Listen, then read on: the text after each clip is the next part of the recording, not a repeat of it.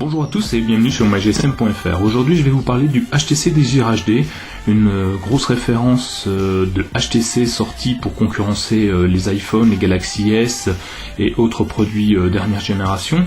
Donc pour parler du produit en lui-même, un produit assez sympathique à découvrir assez rapidement avec vraiment des fonctionnalités très très intéressantes. Faisons un tour côté design de l'appareil. Donc on a un produit qui est défini lui en 123 par 68 et qui a une épaisseur de produit de 11,8 mm. On a un poids assez imposant quand même, qui fait 164 grammes.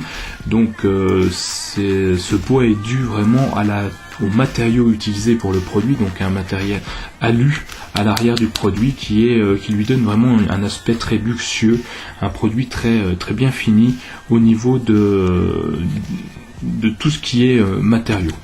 Donc ce produit a un affichage énorme, on peut dire ça comme ça, c'est d'ailleurs l'affichage le plus grand qu'on a pour le moment, puisque on va avoir un écran qui est défini en 800 par 480 avec une diagonale de 4,3 pouces, donc c'est la diagonale la plus grande. Pour comparer un produit qui avait déjà une diagonale très imposante, le Galaxy S, je vais les mettre les deux l'un à côté de l'autre. Vous voyez la différence, là où si on les met bien à côté de l'autre, là où le Galaxy S s'arrête ici, on a encore quelques millimètres au-dessus pour le HTC. Donc un produit vraiment très sympathique.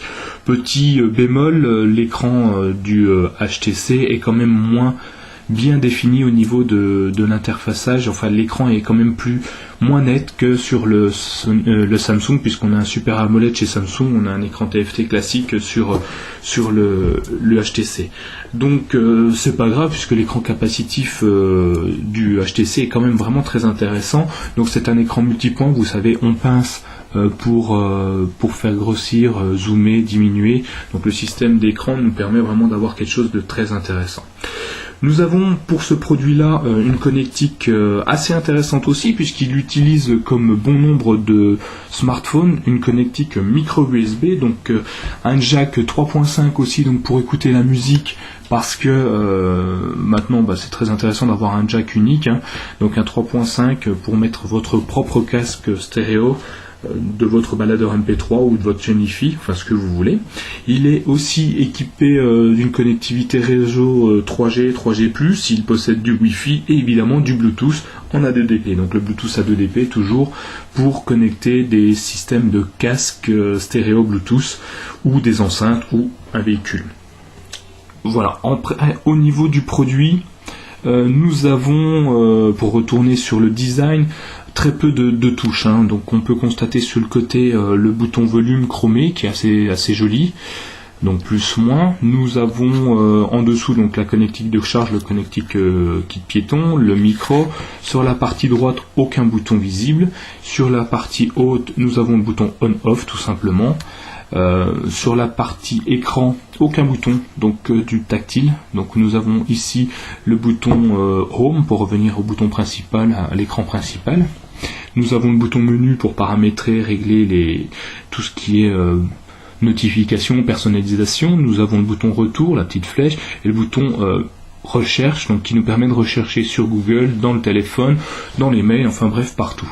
Au-dessus, nous avons la barre de son avec un capteur de présence, un capteur de luminosité qui est juste au-dessus. À l'arrière du produit, nous avons rien. Donc uniquement le double flash LED, l'appareil photo et puis une sortie haut-parleur pour écouter en main libre vos conversations ou écouter votre musique. Ici, nous avons la partie de la batterie assez compliquée à enlever.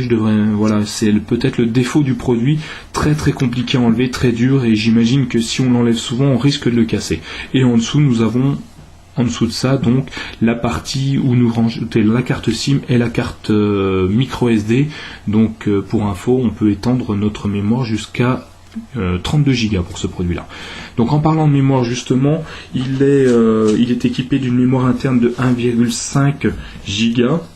Il a une mémoire RAM donc qui va aller à 764 768 mégas et est extensible en 32 gigas. Son processeur, c'est un processeur 1 giga, donc pareil, on a un produit vraiment bien défini. Donc pour l'instant, seuls les mobiles sous Windows 7 sont équipés en processeur 1 giga 6, donc celui-ci à 1 giga nous donne quand même vraiment une bonne puissance pour utiliser aussi bien nos jeux que nos applications.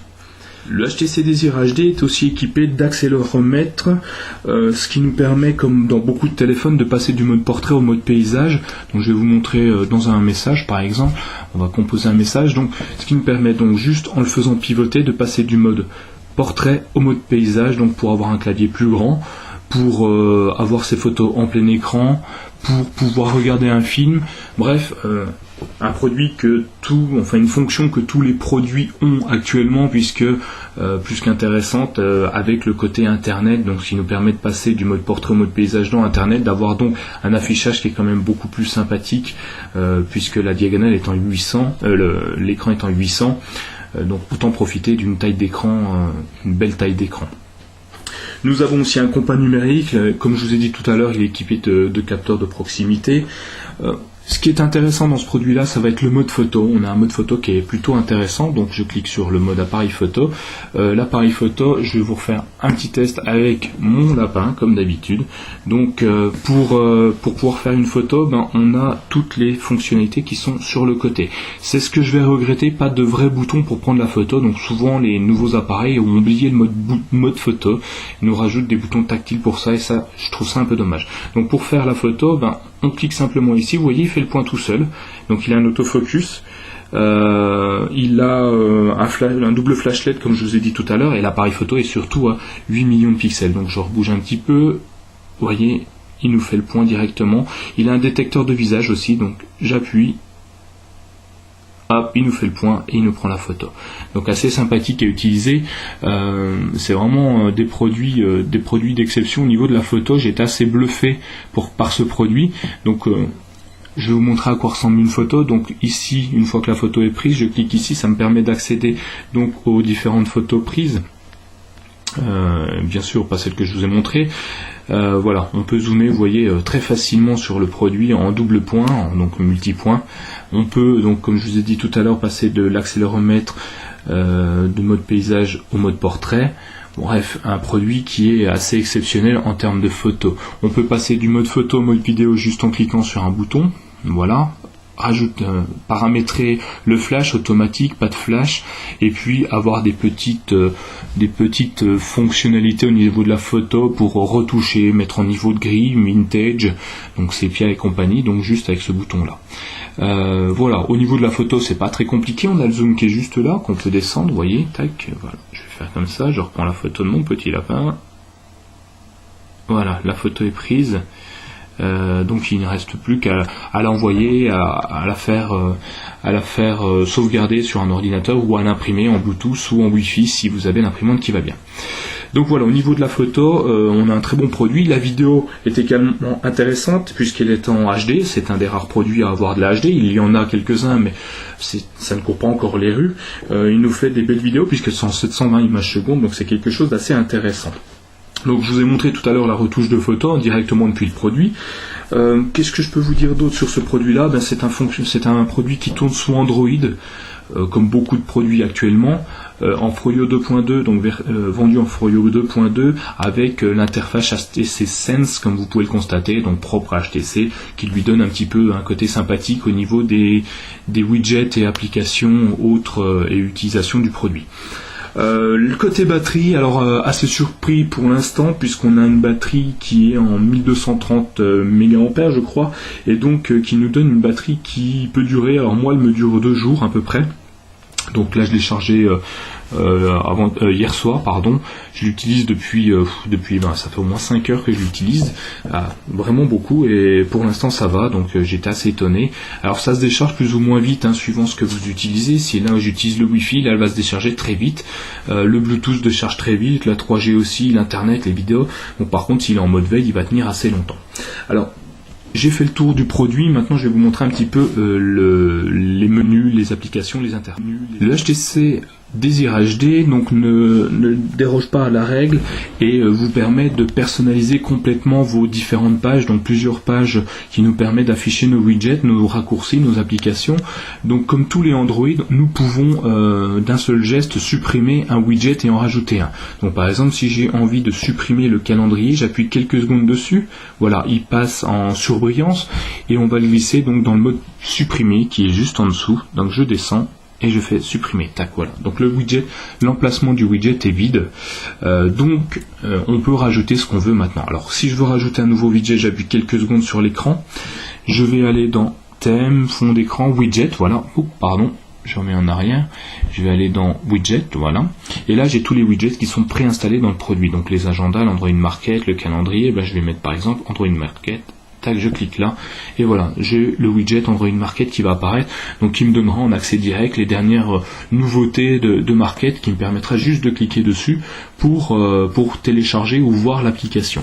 Je peux également rajouter des applications directement sur la page et personnaliser mes pages d'accueil comme je le souhaite.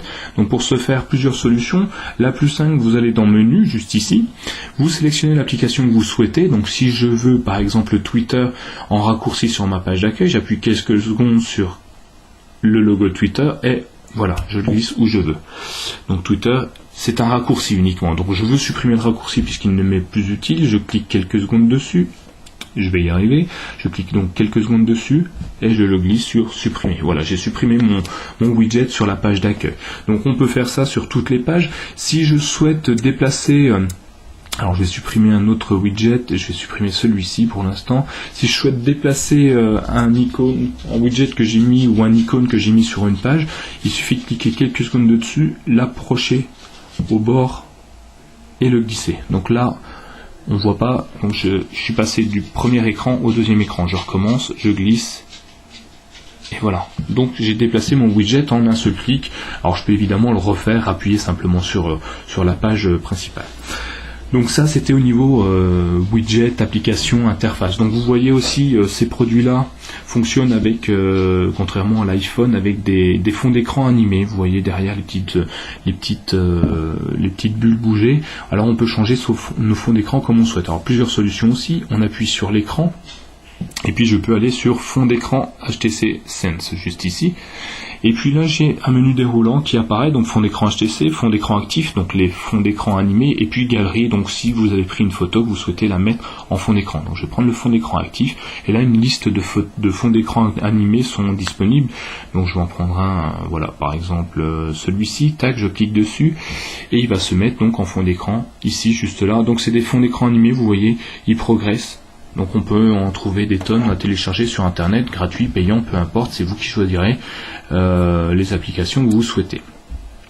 Je vais remettre celui de défaut, tac, fond d'écran. Alors on va faire par un autre système, donc par le petit personnalisation, nous arrivons sur le même menu que celui qu'on obtient en appuyant quelques secondes sur l'écran principal. Fond d'écran actif, et je vais remettre les bulles, celui d'HTC, voilà, directement.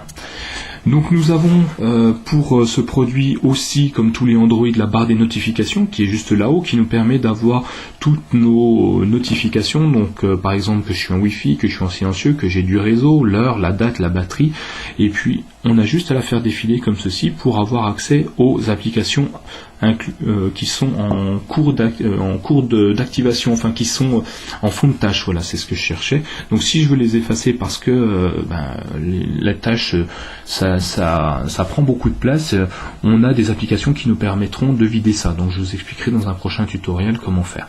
Donc ça nous permet de relancer simplement les applications sans avoir à les recharger, ça évite de perdre encore du temps.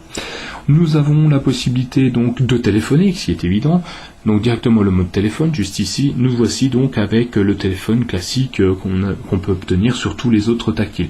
On peut supprimer le clavier si on veut accéder à nos contacts directement. Je clique dessus et voilà, j'appelle. Je vais le raccrocher puisque j'ai pas envie d'appeler tout de suite. Donc directement, on a accès à nos contacts. On peut lier effectivement nos contacts à Facebook, Twitter, MySpace et compagnie. D'ailleurs, vous voyez les personnes auxquelles j'ai des photos sont souvent les personnes que j'ai en liaison sur Facebook, sur Twitter et compagnie. Que dire d'autre sur ce produit? Voilà, je crois que j'ai fait le tour. Si jamais vous avez d'autres questions, n'hésitez pas à me les poser, soit sur le post sur YouTube, soit directement sur notre site www.mygsm.fr. Voilà, c'était Nicolas pour nicolasm.fr.